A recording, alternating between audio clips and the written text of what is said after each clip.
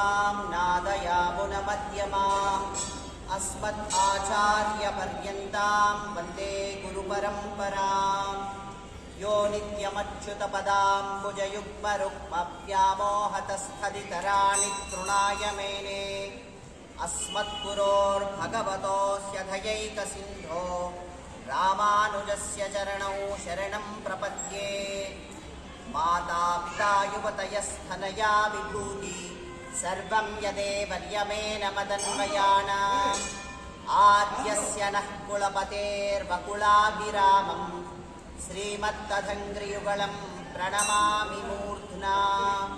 भूतं सरश्च महदाह्वय भट्टनाथ श्रीभक्तिसारकुलशेखरयोगिवाहान् भक्ताङ्घ्रिरेणुपरकालयतीन्द्रमिश्रान् श्रीमत्पराङ्कुशमुनिं प्रणतोऽस्म्यहम्। आत्रेयान्वयसञ्जातं कलियन्पदसंश्रितं श्रीरामचन्द्रयमिनं सेवेऽहं शिष्यवत्सलम्। अस्मद्गुरुभ्यो नमः। नीलातुङ्गस्थनगिरितटी सुप्तमुद्घोट्य कृष्णं पारार्थ्यं स्वं श्रुतिशतशिरःसिद्धमध्यापयन्ति स्वोच्छायां स्रजनिगणितं या फलात्कृत्य भुङ्क्ते गोदा तस्यै नम इदमिदं भूय एवास्तु भूयः। अन्नमयल् पुरुवयाण्डाळ் அரங்கருக்கு பன்னுதிருப்பாவை பல்பதியும் மின்மிகையாள் பாடிக் கொடுத்தாள் நற்பாமாலை பூமாலை சூடிக் கொடுத்தாலை சொல்லு சூடிக் கொடுத்த சுடர் கொடியே தொல்பாவை பாடியருளவள் அவள் வலையாய் நாடி நீ வேங்கடவர்க்கு என்னை விதி என்னையும் ஆர்த்தம் நான் கடவ வண்ணமே நல்கு.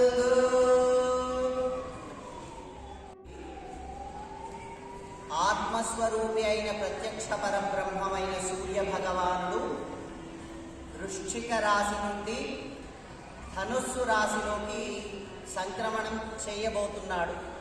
ఇట్లాంటి పుణ్యతిథిని మనము పుణ్యకాలాన్ని మనము ధనుస్సంక్రమణము అంటారన్నమాట.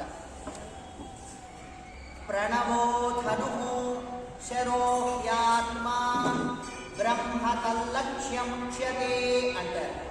అంటే ప్రణవో ధను అంటే మనము మనుష్య జన్మ ఎత్తినందుకు ఉత్కృష్టమైన కాలంగా దేన్ని చెప్తారు అంటే సాధన చేసి భగవంతుణ్ణి చేరుకోవడమే మనుష్య జన్మ యొక్క ప్రాముఖ్యత. జంతువునాం నరజన్మ దుర్లభం ఎందుకంటున్నారు అంటే వేరే ఏ యొక్క జీవరాశికి కూడా ధర్మము అనేది ఏది లేదు, మనుష్య జన్మకి మాత్రమే ధర్మము అనేది ఉంది. ఆ ధర్మాన్ని ఆచరిస్తూ అతడు భగవంతుడినే చేరుకోవాలి. భగవంతుడిని చేరుకోవాలి అంటే నారాయణుడి శ్రీయపతి అయిన శ్రీమన్నారాయణుడు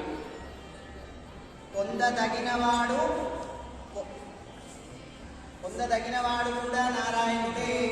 దానికి ఉపాయం అతన్ని చేరుకోవాలి అంటే కూడా అతడి కటాక్షం ద్వారానే, అతడి పాదాలు పట్టుకుంటేనే మనం శ్రీమన్నారాయణుడిని చేరుకుంటాం.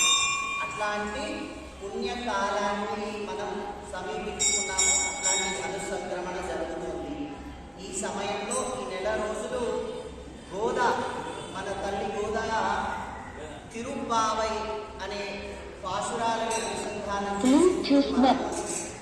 ప్రతిరోజు కూడా రోజుకి ఒక పాశురాన్ని అనుసంధానం చేసుకుంటూ అమ్మవారు దాంట్లో భక్తామృతం విశ్వజనానుమోదనం సర్వార్థదం శ్రీ శతకోపవాంగ్మయం సమస్త శాఖోపనిషత్ సమాగమం నమామ్యహం ద్రావిడ సాగరం అంటారు. అంటే ఈ తిరుప్పావైలో ద్రావిడం సంబంధమైన అన్ని పూర్వాచార్యులు చెప్పిన దాని ప్రకారంగా దీని అంతట్లో కూడా అన్ని ఉపనిషత్ సారాన్ని మనకి అర్థమయ్యే రీతిలో గోదాదేవి మనకి అందించిన మంచి పాశురాలు. పాటలని తిరుప్పావై అంటారన్నమాట. అట్లాంటి తిరుప్పావై రేపటి నుంచి మనమంతా అనుసంధానం చేసుకుందాము. భగవత్ కటాక్షం ద్వారా రామచంద్ర స్వామి సన్నిధిలో, ప్రసన్నాంజనేయ స్వామి ఆలయం లోపల రామచంద్ర స్వామి వారి సన్నిధిలో మనము ఈ యొక్క వైభోగాన్ని అంతా కూడా అనుభవించబోతున్నాం. రేపటి నుంచి ఇలాంటి మంచి సమయం లోపల రోజు ఉదయం సూర్యోదయానికి పూర్వమే 6 గంటల వరకల్లా మనం భాషను అనుసంధానం చేసుకొని దానికి వివరణ తెలుసుకొని దాన్ని మనం అనుష్ఠానంలోగా పెట్టుకొని ఎట్లాగైతే అమ్మవారు మనకి ఏ విషయాలైతే ఒక్కొక్క భాషల ద్వారా చెప్పి మనకి ఎట్లాంటి వైభోగాన్ని ఇస్తుందో మనం రేపటి నుంచి మనమంతా కూడా ఈ యొక్క వైభవాన్ని మనం అనుభవించబోతున్నాం.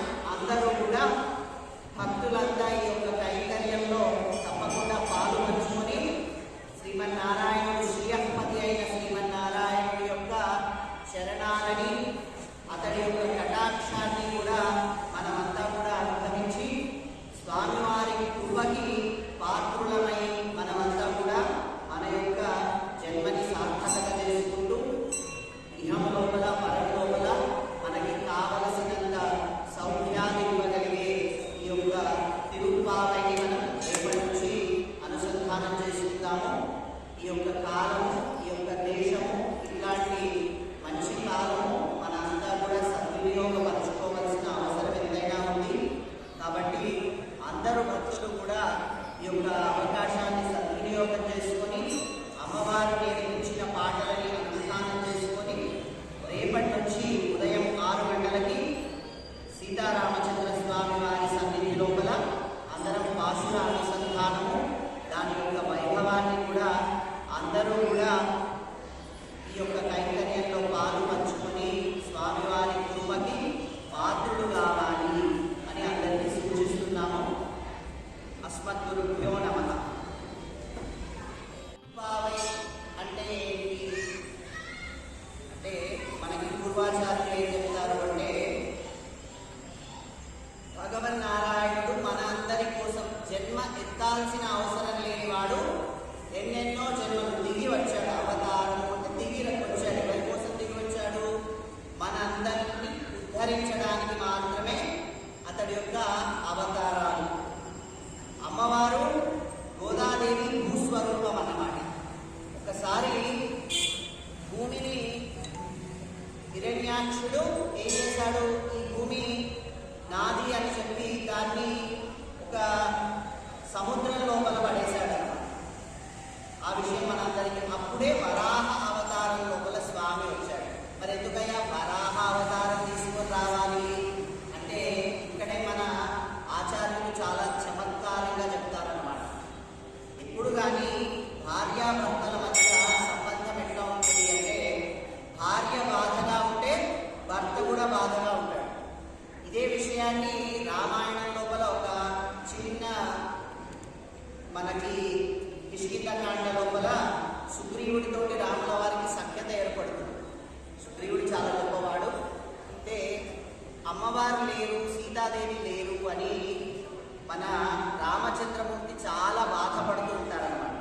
అయితే అప్పుడు సుగ్రీవుడు చాలా పెద్ద తెలిసిన వాళ్ళలాగా వచ్చి, ఏంటయ్యా రామచంద్రమూర్తి, నాకు కూడా భార్య దగ్గర లేదు, నేను ఇంకా వానరాన్ని, నేనే బాధ లేకుండా ఉన్నాను, నీకెందుకు ఇంత బాధ, నన్ను చూసి కొంచెం గుండె తిట్టువు చేసుకో అని చెప్తాడు, బాగా తెలిసి వచ్చి వాళ్ళలాగా.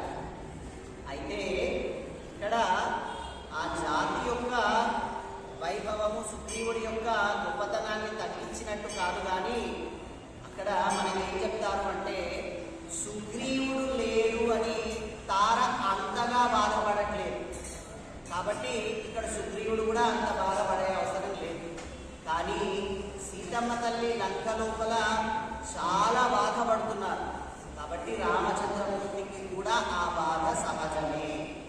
ఈ విషయాన్ని ప్రమాణంగా తీసుకొని మరి ఇప్పుడు భూదేవి ఎక్కడుంది?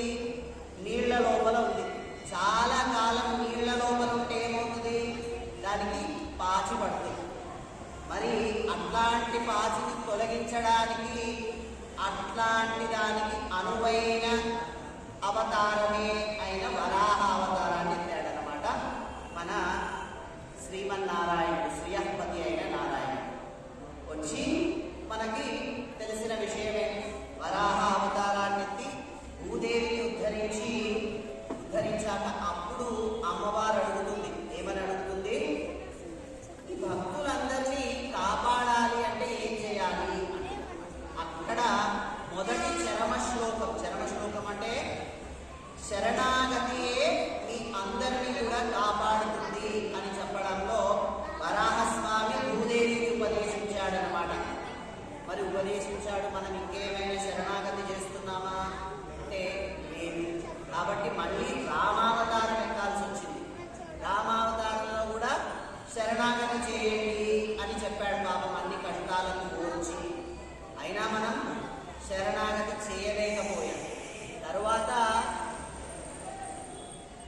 శ్రీయపతి అయిన శ్రీమన్నారాయణుడు కృష్ణుడి అవతారం ఎత్తి నేను వీళ్ళందరినీ ఇంకా ఉద్ధరించి తీరాల్సిందే అని సర్వధర్మాన్ పరిత్యజ్య మాం ఏకం శరణం వ్రజ అహం సర్వపాపేభ్యో మోక్షయిష్యామి మా శుచ అని వీళ్ళందరినీ నేను ఎలాగైనా ఉద్ధరిస్తాను అని పాపం 90 ఏళ్ళు వేచి చూశాడట.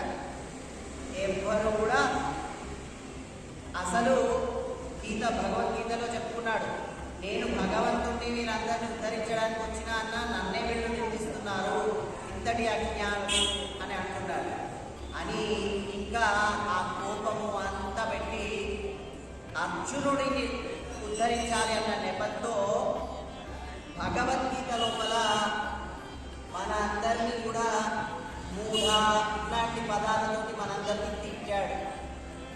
అరే వీళ్ళు ఎంత జ్ఞానం ఇచ్చినా కానీ వీళ్ళు దాన్ని స్వీకరించుకొని ఉద్ధరింపబడలేకపోతున్నారు. ఇంతటి భగవద్గీతని కూడా ఇచ్చిన భక్తి యోగం, కర్మయోగం, జ్ఞానయోగం ఇవన్నీ చెప్పి తర్వాత శరణాగతి చెప్పినా ఏవన్నీ చెప్పినా కూడా వీళ్ళకి ఉద్ధరణ జరగట్లేదు అని బాధతోటి మళ్ళీ వైకుంఠానికి వెళ్ళిపోతాడనమాట. వెళ్ళిపోయినప్పుడు అప్పుడు విరాట్కి అడుగుతారు, ఎందుకయ్యా బాధ